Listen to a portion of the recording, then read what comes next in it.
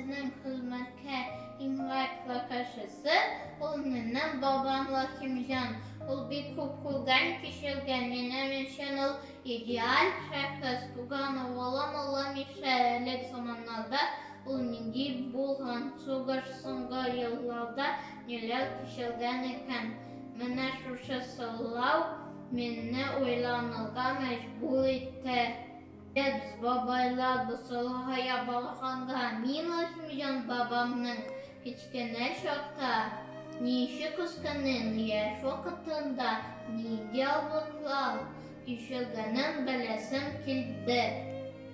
اهدنا صراط المستقيم صراط الذين أنعمت عليهم غير المغضوب عليهم ولا الضالين آمين بسم الله الرحمن الرحيم Etiyim timirçi olup tüven şıtsıda işlegen.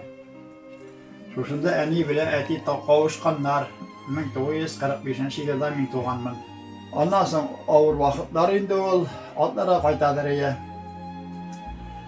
Bir gaty nerse diýip aýtymyn unutdum ismen. Atlarga aşatyr üçin tübük şekilde bir nerse gaty.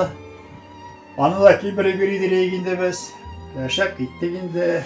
Menim gövdem bar indi. Yaş bolsam da Hadir savatlarda kiraşa başladım indi.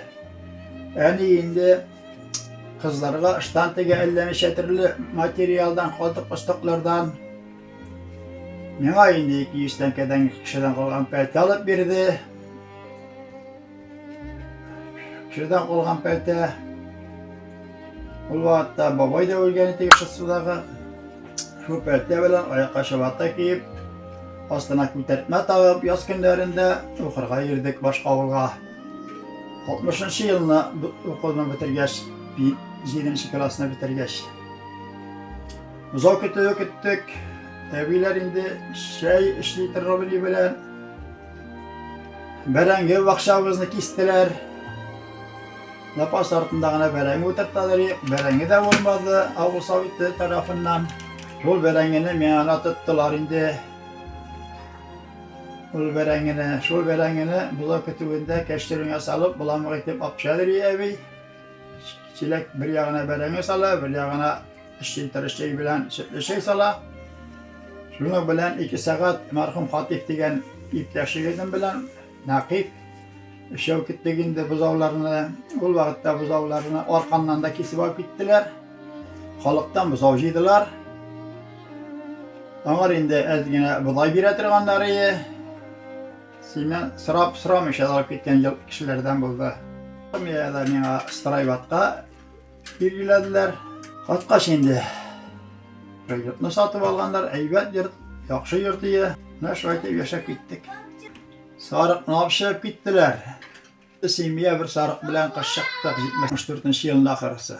Oturmuşka qaytmayayım dedim. Qaytarsalar da qaytmayayım edim. Nişlep deyirler. Men meten bir köp upalla tarttım. Upalla tartkan vakitte de listikler sine gözetip qarap turarlar kerek bolsa işik aldığına kirerler koyda şaptan deyip. Nizam babaydan satıp aladır yendi şabata. Ol nak bir atna gazite. Ondan sonra yangattan litkeş kışkın kiyesin. Ne 10 gün etkirip olaydı. Yoluşta işten getiradır idi.